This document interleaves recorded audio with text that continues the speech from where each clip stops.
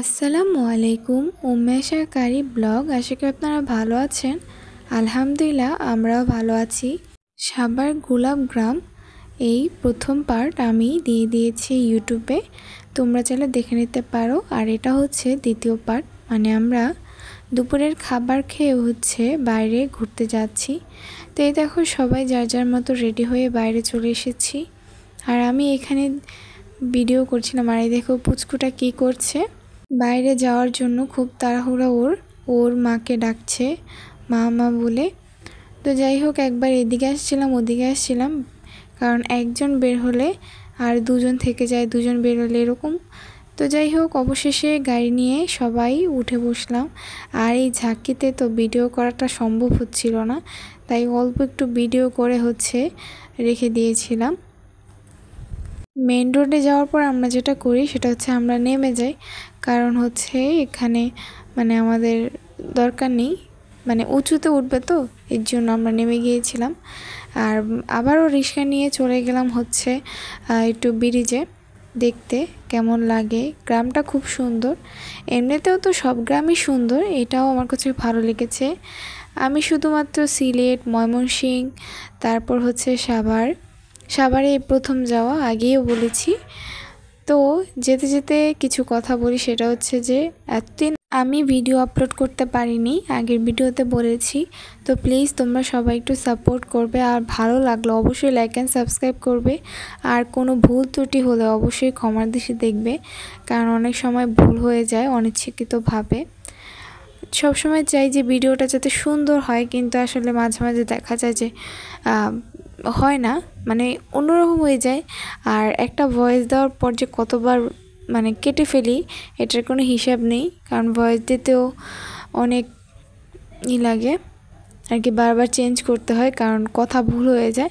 তো যাই হোক, ব্রিজে কিছুক্ষণ থেকে সূর্যটা দেখে, মানে সূর্যটা ডুবছিল হয়তো, ওই সময়টা আমার খুব ভালো লাগছিল, দেখতেও সুন্দর লাগছিল। ব্রিজে সেরকম কিছু নেই, কিন্তু আসলে ওই যে সূর্যটা, ওইটা খুব দেখতে সুন্দর লাগছে। আর এদিকে দেখো কি সিস্টেম নিচে নামার জন্য। তো যাই হোক, এখানে একটু আগে বাড়তে বাড়তে চলে আসলাম একটা মেলার মতো জায়গা, মানে মেলা বলতে ওইখানে অনেক কিছু আছে। আর এদিক দিয়ে দুষ্টমি করে কি করছিল ঠিক খেয়াল নেই, এটা কি আমি ঠিক বলতে পারছি না। ভাবিকে দেখলাম, ভাবি ছবি তুলছিল কয়েকটা, মানে ওই জায়গাটা ছবি তোলার মতো না, কিন্তু ছবিগুলো ভালোই সুন্দর আসছিল, বেশ কয়েকটা ছবি তুললো। এইবার এই ছবিগুলো 5 টাকা, আর ঢাকায় দেখলাম যে 20 টাকা করে নেয়। যাই হোক, এই দেখো নদীর পাড়ে কীরকম লাগছে সূর্যটাকে, মাশাআল্লাহ। তো এরপরে আমরা আবারও সিঁড়ি দিয়ে উঠে গেলাম, আর উঠেই ফুচকা খাওয়ার চিন্তা ভাবনা চলে আসলো মনের মধ্যে।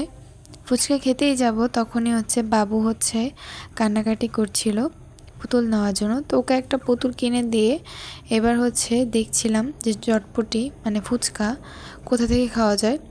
ওই পাড়েও ছিল, কিন্তু এখানেই বসলাম, বসে আমরা ফুচকা অর্ডার দিলাম, কিছুক্ষণ গল্প করছিলাম। আর এই দেখো বাবু কী করছে, পুতুল নিয়েই বসে আছে এক ধ্যানে। ফুচকা খাওয়ার পর বাসায় চলে গিয়েছিলাম, এরপরে রাতের খাবার খেয়ে আড্ডা দিয়ে ঘুমিয়ে গিয়েছিলাম, কিন্তু কথা ভিডিও করা হয়নি। তো সকালে ঘুম থেকে উঠে যেটা করলাম, প্রথমেই নাস্তা সেরে নিলাম, এরপরে দেখতে আসলাম যে কী রান্না হচ্ছে। দেখলাম যে আমাদের জন্য বিরিয়ানি রান্না করছে দুই ভাবি মিলে। তো বিরিয়ানিটা মাশাআল্লাহ খুব মজা হয়েছিল। যাই হোক, এই দেখো রান্না কিভাবে করছে। আমি পুরো ভিডিওটা নিতে পারিনি, কারণ খুব দেরিতে, মানে বিশেষ করে আমি খুব দেরিতে ঘুম থেকে উঠেছি আজকে, সবাই একটু তাড়াতাড়ি উঠেছিল। আর এই দেখো অবশেষে একটা ভ্যান নিয়ে নিলাম, বাইরে যাব, কোথায় যাব ঠিক খেয়াল নেই, কারণ ভিডিওটা বললামই তো অনেক দিনের আগের, প্রায় 3 মাস আগের হবে যে আমি ভিডিওটা করেছি, কিন্তু সময়ের অভাবে আমি ভিডিওটা আপলোড দিতে পারিনি। গ্রাম ঘুরতে লাগলাম, আর ভ্যানে উঠে আমার যেতে খুব ভালো লাগে, খুবই পছন্দ, বলার মতো না। আমি ভ্যান দেখলেই বলি আম্মু ভ্যান নাও, চলো যাই। তবে ঢাকা শহরে এটা ভালো লাগে না, গ্রামেই বেশিরভাগ ভালো লাগে। তো অল্প একটু নিয়ে যেয়ে আমরা আবার নেমে পড়লাম, তারপর হাঁটতে থাকলাম সামনের দিকে যেতেই দেখলাম পুকুর একটা, মোটামুটি বড়ই, কিন্তু যেহেতু পানি নেই সেহেতু নেমে কোনো লাভও নেই। যাই হোক, একটু দেখছিলাম আর আম্মু একটু দুষ্টুমি করে নামলো ছবি তোলার জন্য। তো সবাই একটু নেমে ছবি তুলছিল আর আমি উপর থেকে ভিডিও করছিলাম। পানি ওইরকম এখন নেই, কিন্তু যখন বর্ষাকাল হয় তখন এই যে কী বলে সিঁড়ি অর্ধেক ভরে যায়, অনেক বড়। যাই হোক, ভালোই লাগছিল, কিন্তু রোদ হচ্ছিল অনেক, মানে রোদ পড়েছে তো, তাই বাসায় চলে যাচ্ছিলাম হাঁটতে হাঁটতে। আর আমি এই সুযোগ একটু জুম করে তোমাদেরকে দেখালাম যে আসলে কত বড়। তারপর হচ্ছে পলিথিন নিয়ে বেরিয়ে পড়লাম শাক তুলতে। তো শাক তোলার জন্যই ওখানে যাচ্ছিলাম। এখানে মোটামুটি সবাই হচ্ছে চেনা, মানে আমি তো প্রথমবার গিয়েছি, টুকটাক হয়তো এই যে আপুরা চিনো। তো ওনাদের সাথে কথা বলে আমরা হচ্ছে শাক তুলতে চলে গেলাম। এক একজন শাক তোলার জন্য উঠে পড়ে লেগেছে আর আমি দূর থেকে ভিডিও করছিলাম। আমি বুঝতেই পারছিলাম না যে কোনটা তুলবো, তো আমি বললাম যে তোমরা তোলো।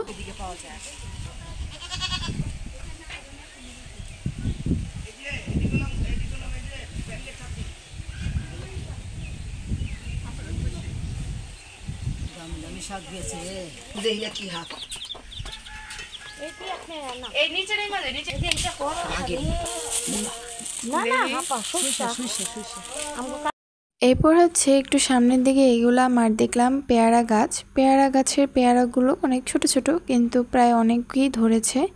আর দেখো এই যে কি করছে ওনারা, মানে এখানে অনেক কিছু দেখছিলাম যেগুলো নামটা বলতে পারছি না, কিন্তু দেখে খুব ভালো লাগছিল। দুপুরবেলাটা ওরকমটা না, কিন্তু সকালে উঠলে আরও অনেক কিছু দেখাতে পারতাম, যেহেতু আজকে সকালে উঠিনি তো দেখাতে পারলাম না। এখানে একটা গাছ দেখতে পেলাম, তো গাছের নিচে আম্মু কিছুক্ষণ দাঁড়িয়েছিল।